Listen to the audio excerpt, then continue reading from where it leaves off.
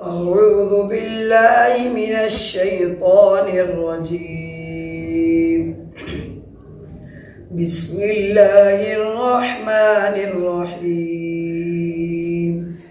وما كان جواب قومه إلا أن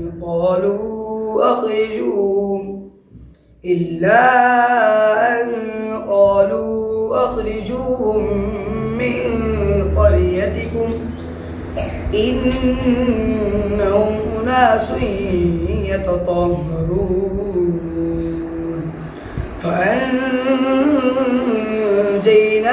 وأهله إلا امرأته كانت من الغابرين وأمطرنا عليهم مطرا فانظر كيف كان عاقبة المجرمين.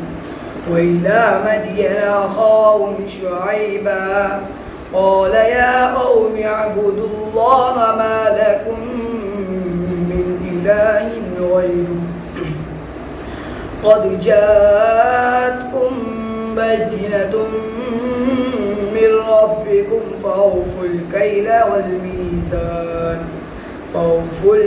والميزان ولا تبخسوا الناس أشياءهم